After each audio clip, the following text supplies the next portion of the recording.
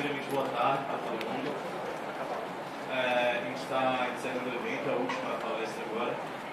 E antes de começar a palestra, eu queria fazer uma apresentação do que é o Estudantes para a Liberdade que a gente fez nos últimos meses. E acho que semana passada eu conversei com o Juliano sobre o que eu ia falar aqui, que esse evento. Como eu queria falar para vocês sobre o nosso objetivo, o que a gente quer fazer. E fiquei lembrando como a gente fundou o Estudantes para a Liberdade, funda muito o que a gente vê aqui. Eu lembro que estava na beira da piscina, com o Juliano.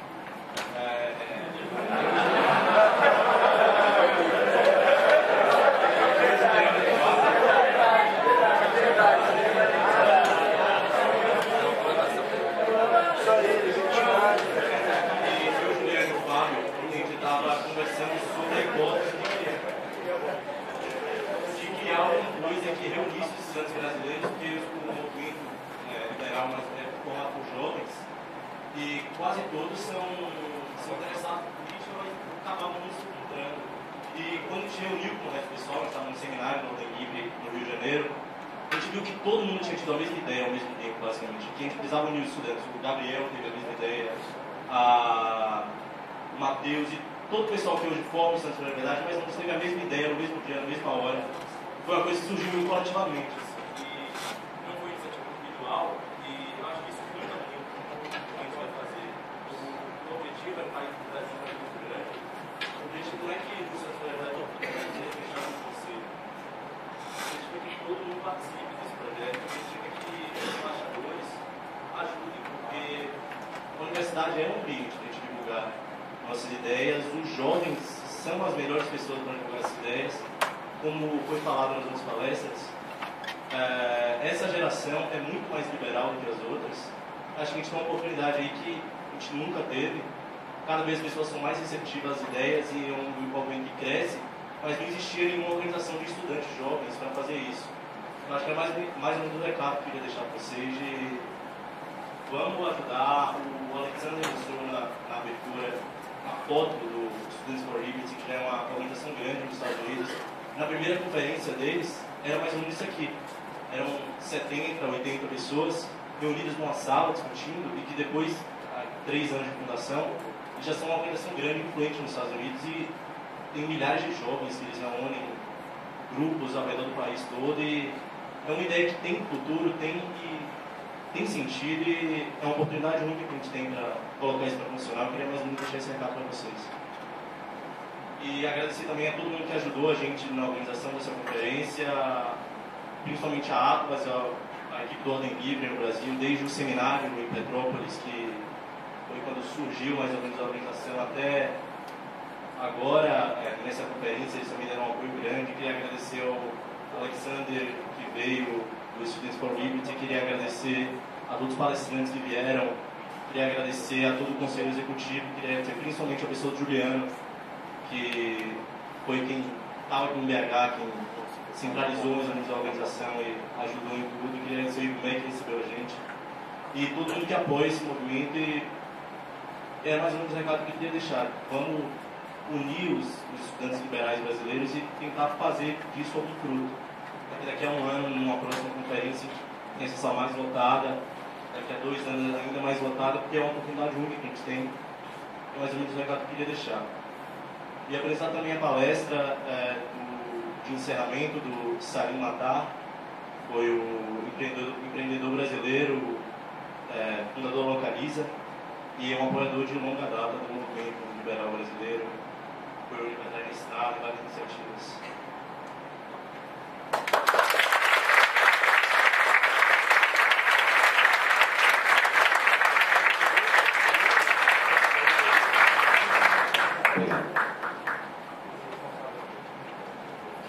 Boa tarde a todos.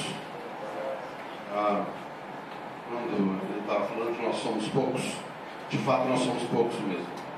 A minha felicidade de estar aqui hoje é saber que num sábado e domingo, cerca de 70 pessoas deixaram piscina, um shopping e outras atividades pessoais prazerosas para estar aqui. Essa é uma atividade prazerosa, nós sentimos prazer. Nós somos uma das minorias que existem e a vantagem de quando tem um evento desse é que nós sabemos que nós não estamos sozinhos. que existem outras pessoas que têm um tipo de pensamento similar com o nosso. Nesse encerramento do evento, eu estava imaginando o que eu podia trazer para vocês e eu resolvi fazer duas considerações para vocês. Uma consideração é a respeito de como as empresas cada vez têm menos liberdade para tocar os seus negócios. A Localiza, uma empresa pública, listada em bolsa, tem 85% de suas ações que estão no mercado comprada por estrangeiros, talvez a velhinha aposentada de Boston, ou mesmo uma viúva de Edinburgh. O fato é que nós somos uma companhia que tem ações pulverizadas em cerca de 26 países, concentradamente em Estados Unidos e Inglaterra. Bem, então nós temos que gerir o negócio. Há uma expectativa do management de obter um certo resultado, ok? Porque o management está sobre a lei da meritocracia. Quanto mais resultados, melhores os bônus. E por outro lado, os investidores acreditam nesse management, compram ações que esperam melhores retornos. Então, nós estamos envolvidos para obter o máximo de resultado dentro de um negócio que nós operamos, que é aluguel de carros. Então, como se dá o dia a dia de uma empresa dessa no Brasil? Qual a liberdade que nós temos efetivamente para gerir o nosso negócio? Então, eu vou fazer um rápido depoimento para vocês verem como que cada vez mais nós temos menos liberdade no mundo empresarial. Num dia típico, é possível que chegue o diretor de recursos humanos e dizendo: olha, nós estamos com um problema. Ok, qual é o problema? Sempre nós tivemos problema a vida inteira. O problema não é o caso. Qual é o problema de hoje? Bem, nós temos o seguinte: existe uma legislação brasileira a respeito dos deficientes físicos e nós temos uma cota para cumprir de deficiente físico e nós não conseguimos essas pessoas no mercado. Nós estamos com um problema. Então, o que acontece? Bonito, é uma política bonita, uma política de, imagina, ninguém pode ser contra uma política de deficiente físico dizendo que as empresas têm que empregar um percentual de pessoas deficientes. Então é uma lei bonita, você não consegue fazer oposição a essa lei. Mas essa lei é uma transferência de responsabilidade do Estado para a iniciativa privada. Então, eu não tenho liberdade de admitir as pessoas que eu preciso, ou que eu desejo, ou que eu quero. Eu tenho que, dentro do hall de pessoas que eu tenho que admitir, eu tenho que classificar um tanto de pessoas que são deficientes e dela trazer essas pessoas para dentro da companhia. Com os custos que divide isso. Preparar banheiros, escadas, elevadores e toda a gama de infraestrutura para tal.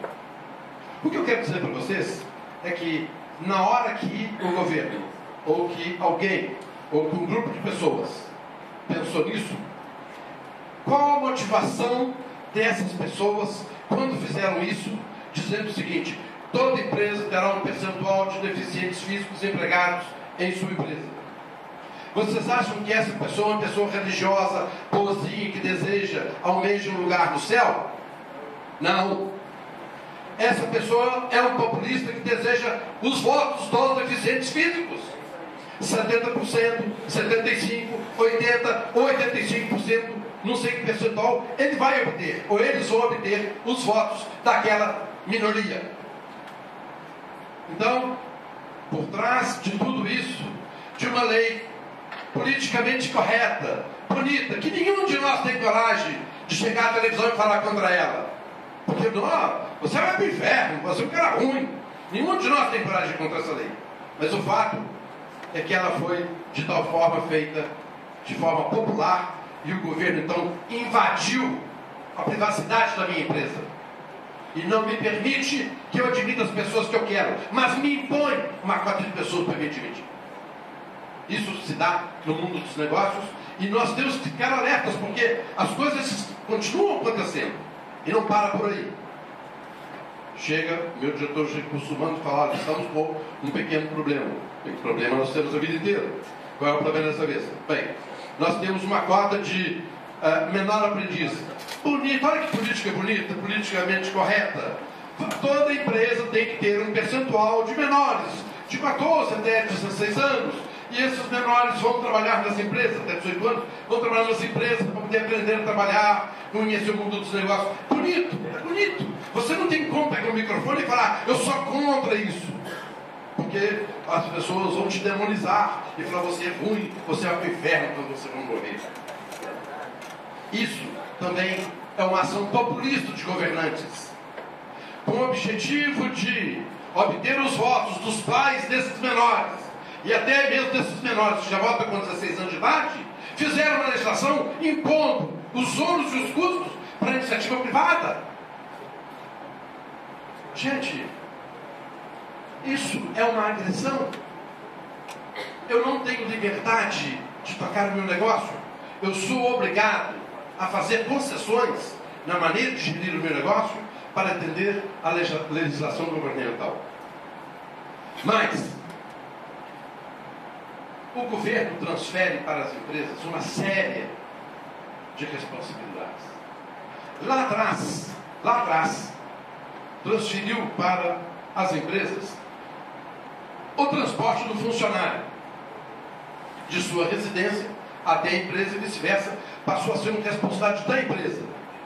Então, nesse momento, o governo, de uma certa forma enganosa, de uma certa forma esperta, perfeito? Soluciona o problema dele jogando os ônus na iniciativa privada. Então, todos os transportes dos funcionários são pagos pelas companhias. Mas os governos deveriam, e têm constitucionalmente, o dever de cuidar da saúde das pessoas, da saúde dos cidadãos. Mas eles não o fazem, porque o sistema público de saúde é deficiente. Então, ele coloca um segundo ônus na empresa. Além da empresa pagar todos os encargos sociais que deveriam fazer face, toda empresa que se preza para ter bons funcionários, pessoas motivadas, pessoas que são motivadas, que querem trabalhar, crescer, a empresa precisa cuidar dessas pessoas. Então, a empresa assume o ônus de dar saúde para essas pessoas e seus familiares. Então, o Estado, inteligentemente, populisticamente, transfere para a iniciativa privada ônus que deveriam ser do Estado. Se 40% do PIB não é suficiente para pagar os custos do Estado, imagine se o Estado tivesse que dar saúde, transporte, cuidar dos deficientes físicos, dos menores e por aí vai. Teria que ter uma carga tributária de uns 50% ou mais para que ele faça isso. Mas não parou ainda não. O governo sempre está interferindo nos nossos negócios. Nos últimos 2 meses, eu gasto um bom tempo do meu tempo acompanhando, eu tenho um setor que fica acompanhando todos os projetos de lei que entram no Congresso, para verificar se não tem nenhuma maldade populista, se não tem nenhum arranjo de alguma empresa ou de alguma associação de empresas com o governo ou com políticos para aumentar os ônus da sociedade, privilegiando um grupo pequeno de empresas ou instituições. Nos últimos 2 meses nós nos deparamos com 2 projetos interessantes. Um projeto de lei, desde o ano passado, ele foi derrubado agora recentemente, dizia o seguinte: pela lei brasileira, quando uma pessoa faz uma multa no carro, se o carro é seu, você recebe do Detran um papel, você coloca a assinatura do proprietário e a assinatura de quem fez a multa, que é você mesmo, você é o dono do carro, manda, tudo bem, vai pagar a sua multa também. Quando se trata de uma multa que o usuário do carro, o motorista, não era o proprietário, você estava no carro da sua mãe, ou num carro alugado, ou no carro do primo, o proprietário assina, o usuário assina e mandamos para o Detran. Então, um deputado, trabalhando para os cartórios, baixa um projeto de lei que Quase passou. Quase passou. Foi por pouco. Toda vez que houver multa, o proprietário e o usuário que cometeu a multa deverão ir a um cartório. Imagina, o custo disso, gente. O proprietário vai, a sua mãe e você vai gastar 2, 3, 4 horas para ir num cartório. E lá você tem que assinar na frente do tabelião e pagar uma taxa de aproximadamente 300 e poucos reais. Talvez a multa fosse 120 reais. Nós conseguimos, com um pouco de força e mostrando a ineficiência dessa lei, o custo Brasil dessa lei. Imagina o custo de só a minha empresa recebe por mês de multas aproximadamente 45 mil multas. Então teríamos que ir 45 mil vezes ao cartório e qualquer um de vocês que pegou o carro teria que ir ao cartório também. Então vocês imaginam o que seria esse processo? Mas conseguimos mostrar, as autoridades foram sensíveis e nós conseguimos julgar isso no chão. Nós temos que ter eterna vigilância sobre projetos de lei e das pessoas que estão no governo, porque, salvaguardando as exceções, tem exceções do governo, gente, está certo. Não sei se 1% ou 2%, mas tem exceção. Mas as pessoas do governo estão interessadas em porque existe uma coisa que vocês têm que entender. Ou é governo, ou é iniciativa privada. Não existe meio termo. Eu sou meio governo, não tem isso. Então é o seguinte, as pessoas do governo estão o tempo todo pensando, matutando, tomando café, bebendo cerveja, pensando o que é que eu posso subtrair da iniciativa privada para o governo. Okay? E nós da iniciativa privada ficamos o tempo todo com os 2 pés atrás. O que eles vão vir dessa vez agora? Bem, mal acabamos de enterrar isso, surge um outro projeto de lei. E nós então descobrimos de onde vem o projeto de lei. As coisas no Brasil são assim e as coisas de governo são assim. O ex-ministro das cidades, Márcio Fortes, mora em Ipanema, num apartamento. Abaixo do apartamento do Mário Fortes mora o presidente da Associação Brasileira dos Tabeliães e Notários Públicos. Então está aí explicado por que saiu a primeira lei e vem a segunda lei agora, projeto de lei. Todo carro que for vendido deverá ser registrado em cartório. Ou seja, hoje você vai numa concessionária, compra um carro, tem nota fiscal, e placa e acabou. Você tem nota fiscal com um documento hábil. Perfeito? Ok? Não, mas aí nós do cartório não estão ganhando nada. E um deputado que apresenta um projeto de lei pode ganhar 1 milhão, 2, 16 milhões, 20 milhões. Por exemplo, 5 milhões por ano durante 4 anos. Então, esses deputados venais apresentem esse tipo de projeto de lei. Gente, esse é o mundo real. O dia que vocês estiverem, já vocês vão estar à frente de companhias, de empresas. Vocês vão estar tomando decisões. É isso que acontece no mundo real. A gente tem que se defender do governo o tempo todo. Então, uma aberração dessa, 400 reais por carro registrado na compra e venda. Então, se eu, Rodrigo, você comprar um carro seminovo da Localiza, um carro muito bom, pouco rodado, garantia, um carro muito bom, entendeu? Nós provemos financiamento. Então, se vocês vão pensar na ideia de comprar um seminovo, avaliem um seminovo Localiza, que é muito bom. Toda vez que eu faço uma palestra, eu faço questão de tirar, por exemplo, 30 segundos ou 1 ou 2 merchandising durante a palestra, para poder pagar o meu tempo. Então você imagina que se você comprasse um seminovo da Localiza, você ia ter que pegar a nossa nota fiscal, você teria que ir num cartório, junto conosco, e teríamos que registrar a venda do carro. O vendedor é que paga. O vendedor pagaria 400 reais. Todo dia que você for vender esse carro daqui 3 anos para outra pessoa, para o seu vizinho, você vai ter que pagar 400 reais para poder vender o seu carro. Então, imagine o seguinte, no Brasil, por ano, tem 12 milhões de transações de carro.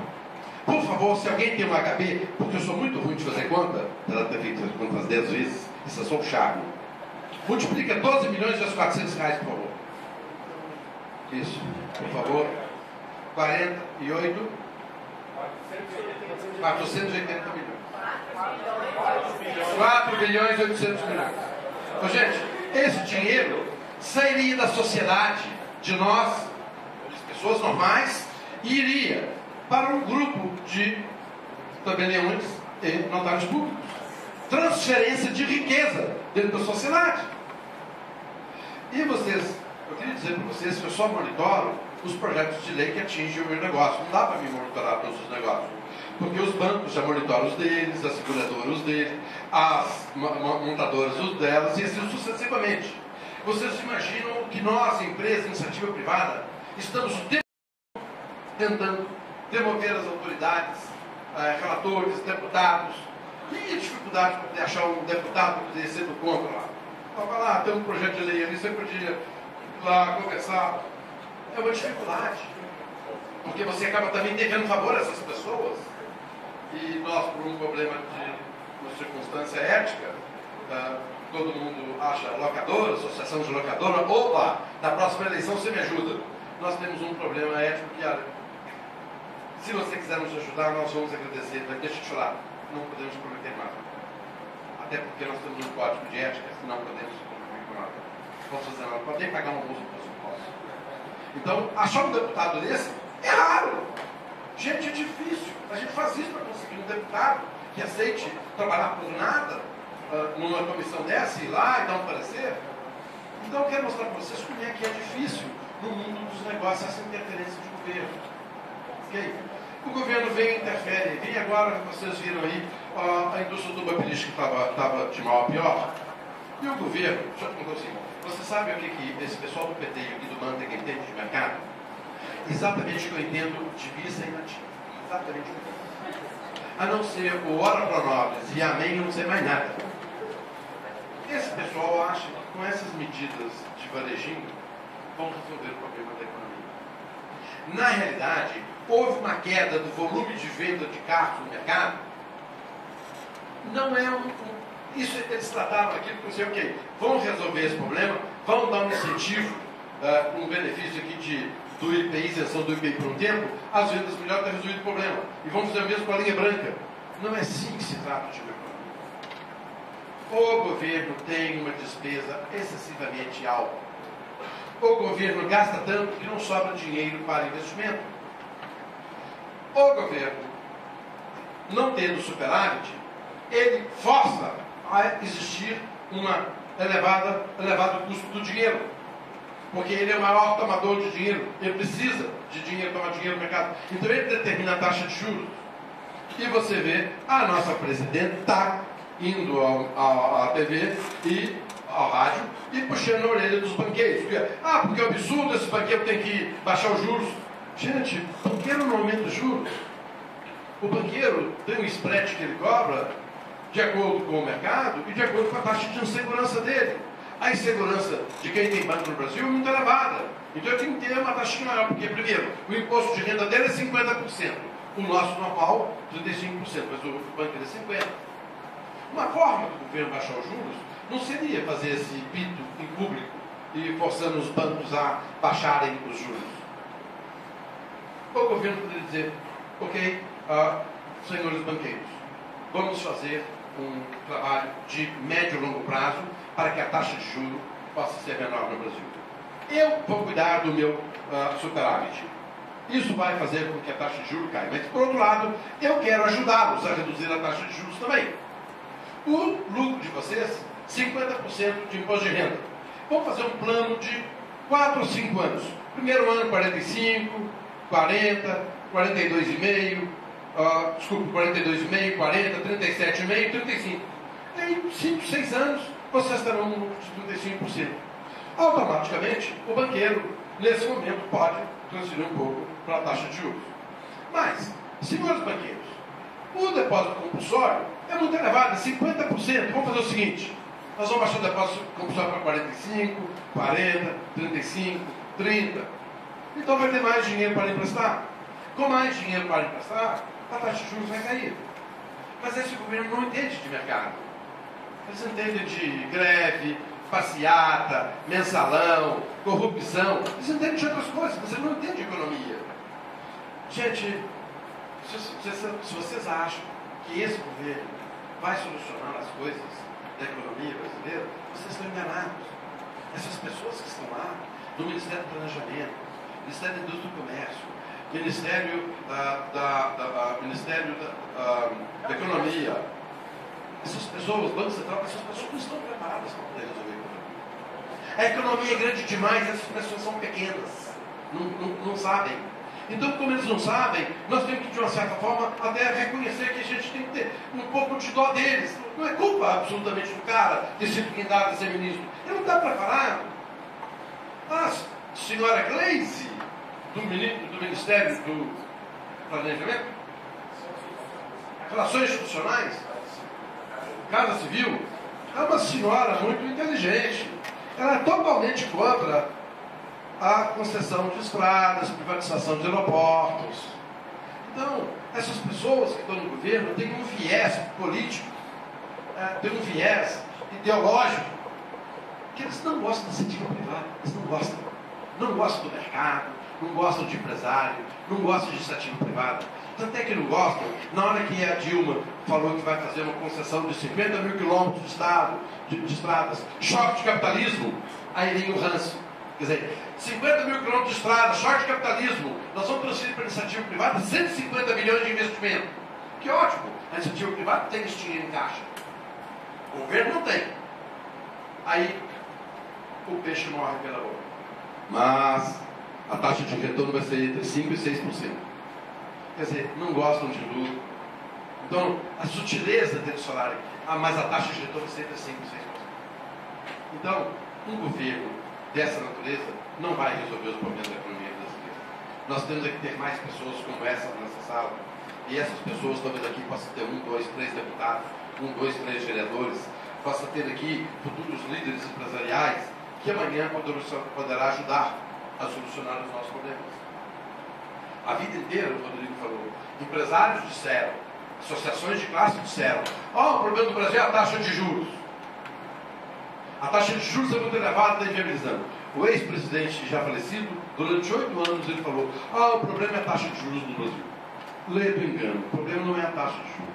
O problema é o governo que não faz superávit. A origem do problema é o governo. Se o governo tivesse um superávit, ele não pressionaria as taxas de inflação. Mas como o governo tem um déficit, ele pressiona as taxas de inflação. Então, o dólar também, que demonizavam o dólar, né? Lembra que no período do ex-presidente, que foi eleito, que saiu para poder ser substituído pela Dilma, não vou nem falar o nome dele. Dá bem assim. A voz dele no televisão, não dá mais. Okay? Então, naquele período, até que o dia que eu estava falando aqui. Assim, o dólar chegou a 3,70. Ele me deixa totalmente confuso. Ele, sabe, calma. O dólar chegou a 3,70. E eu estava numa reunião da Federação das Indústrias em Belo Horizonte e eu presenciei ao ministro,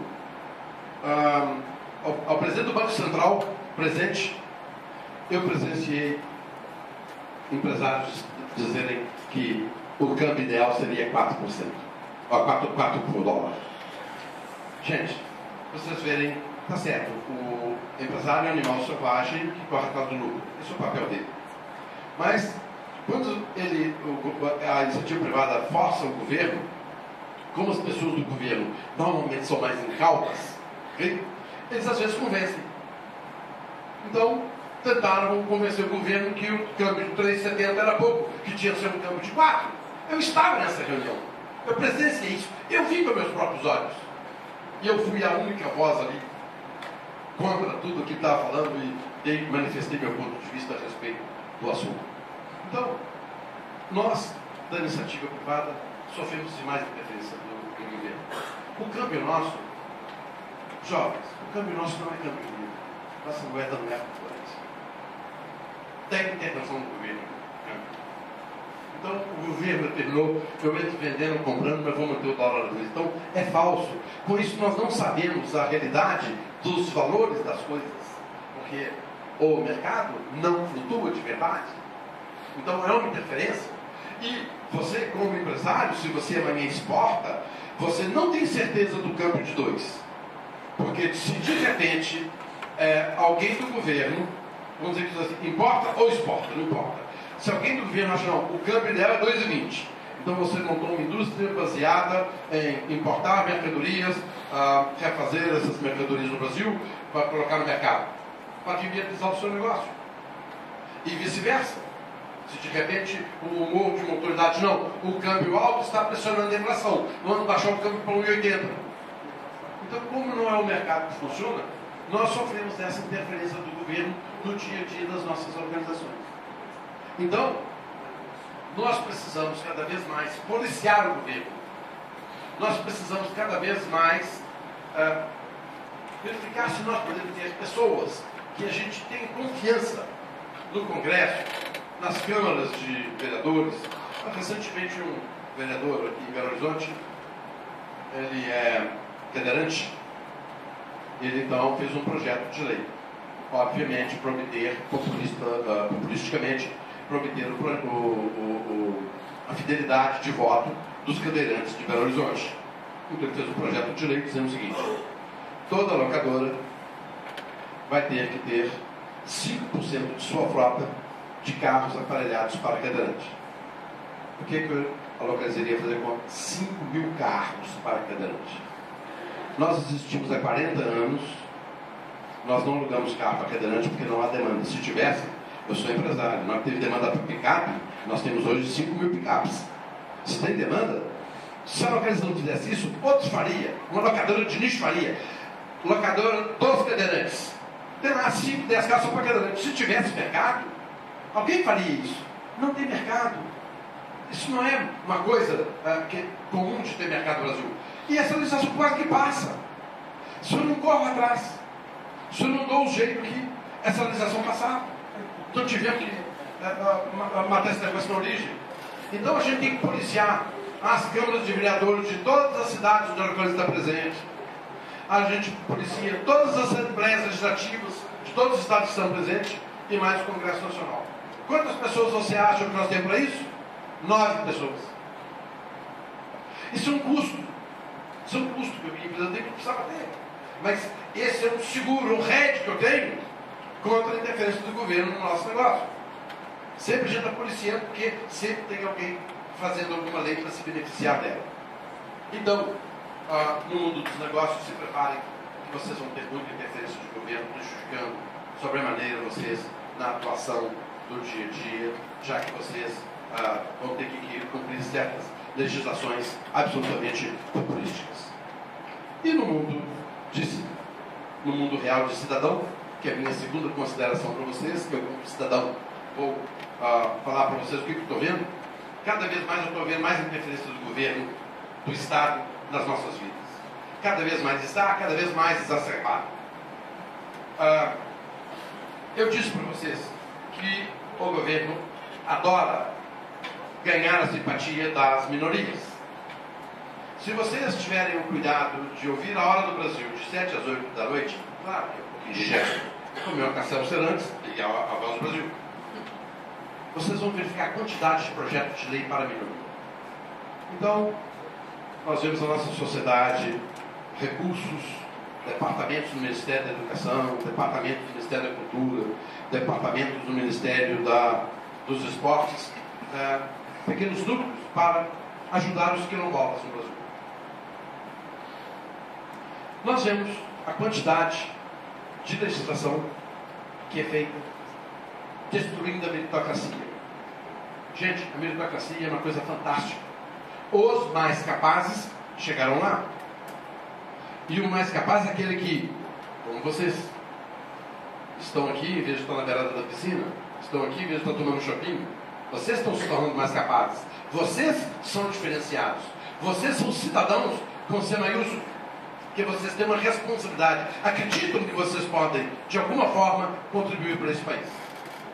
Mas as pessoas do governo, populistas, estão sempre alisando a minoria. Como você alisa o cachorro da cabeça até o rabo, no sentido cabeça-rabo, você alisa, e todo cão gosta de você fazer isso com ele. Você não pode fazer o contrário, que ele não gosta. Mas o governo procura alisar as minorias, como os quilombolas, como os índios. Índio tem tudo. Índio vem, entra dentro do ministério, ocupa o ministério por uma semana, nada acontece. Índio dá facada, vocês viram lá em Belo Monte, cortou o braço de um engenheiro, tudo bem, está tudo certo, sem problema nenhum. Índio é índio. Então, o governo cuida dos quilombolas, cuida dos índios, faz as quadras na universidade para as pessoas provenientes de escolas públicas, ainda que não preparadas. Com isso vai acontecer uma queda substancial da qualidade do ensino universitário no Brasil, porque é diferente você ministrar um curso para uma elite que tem uma certa base, e um curso para um outro tipo de elite privilegiada que não tem uma base.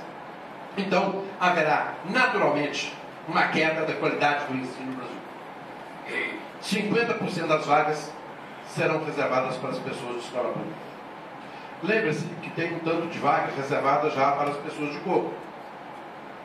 Então, verifiquem que no Brasil, nós como cidadãos, todos os dias estamos encontrando uma agressão à nossa sociedade.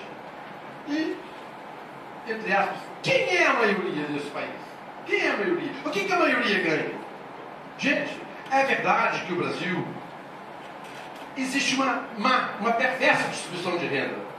Essa perversa distribuição de renda aconteceu não foi por causa da iniciativa privada, não, e nem por causa de nós, cidadãos. Essa perversidade da distribuição de renda aconteceu porque nós temos um governo muito grande e pesado.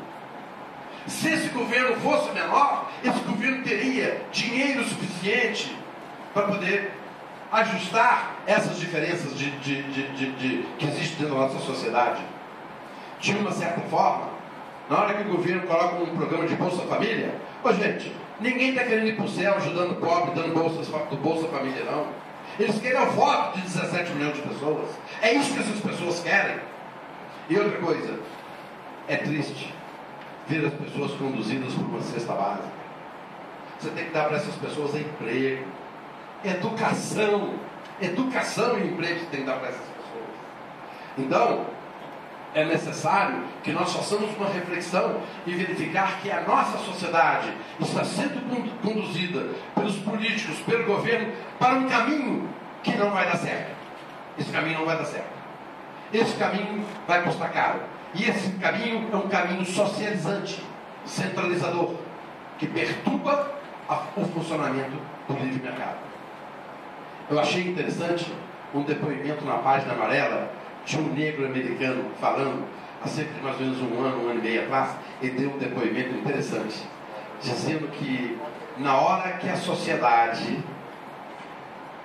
coloca como privilégio, por exemplo, de cotas, o negro, de uma certa forma, essa sociedade está carimbando o negro como uma pessoa menos capaz. E isso não é verdade. Isso não é verdade. Então, reparem que essas pessoas estão fazendo mal para outras pessoas, mas se julgam que estão fazendo bem. Essas pessoas não pediram cotas na universidade. Essas pessoas querem emprego, querem uma boa escola. Melhor do que a cota na universidade seria o governo falar assim, ok, vamos melhorar a qualidade da escola pública, de forma que as pessoas provenientes da escola pública vão passar no vestibular. E nós vamos começar pelas escolas mais da periferia de cada cidade. Nós vamos dobrar o salário dos professores. Nós vamos buscar toda a tecnologia. Nós vamos dar computadores para essas pessoas, internet, banda larga para essas pessoas da periferia. Nós vamos dar educação para essas pessoas. E essas pessoas chegarão à universidade pelo seu mérito. E ninguém vai fazer chacota dela durante 4, 5 anos na escola. Ninguém vai olhar de lado para essas pessoas. Porque elas chegaram ali pelo seu mérito. Então, o governo acaba que ele coloca dentro da nossa sociedade um sentido de discriminação que não poderia existir. O governo precisa urgentemente melhorar a qualidade do ensino da escola pública para que essas pessoas possam facilmente entrar na universidade e se sentirem felizes, capazes. Isso é fundamental. Então, o governo esconde a sua ineficiência, a sua inépcia, através de projetos dessa natureza. E é um projeto politicamente correto que ninguém é capaz de chegar no microfone e dizer, eu sou contra esse projeto de colocar os pobres na universidade. Ninguém pode ser contra um projeto desse, porque normalmente os projetos populistas têm uma boa aceitação política. Mas isso vai custar a médio prazo. A nossa sociedade sofre interferências de regulação todos os dias de governo.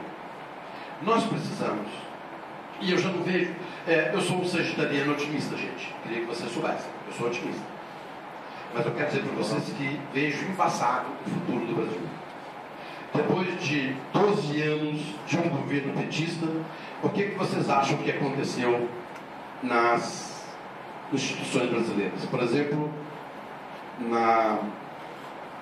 como se chama aquela de saúde? A Anvisa. O que vocês acham que aconteceu na Anvisa? 5.600 petistas empregados na Anvisa. A Infraero tinha, na época do Vicente Pieroni, que fez uma organização na Infraero, a Infraero tinha 4.600 funcionários. Ok?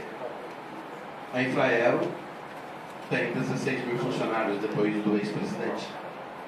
4.600 para 16 mil. Então, ou seja, petizaram a máquina do Estado. Petizaram de tal forma que essas pessoas durante 15, 20, 25 anos estarão nessas instituições. No Instituto Chico Mendes, em universidades, em tudo. Em todo lugar, inclusive no Supremo Tribunal Federal. Vocês viram 2 ministros votando. Ok? Um ex-advogado do José Dirceu. E o outro Lewandowski. Quem colocou Lewandowski lá? A esposa do ex-presidente, que era amiga da mãe de Lewandowski.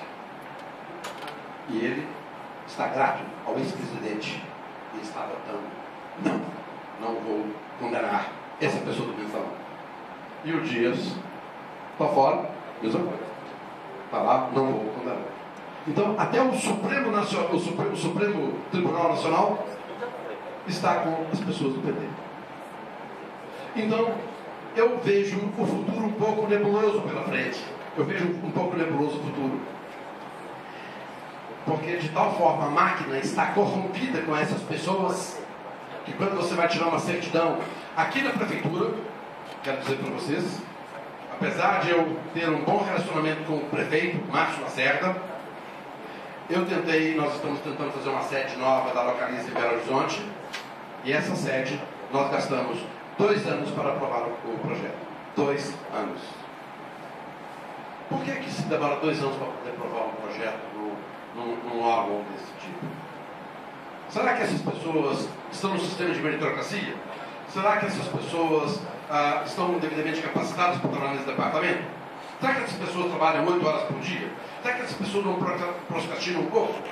Será que essas pessoas estão ali por mérito ou foram indicadas? São pessoas indicadas por partido.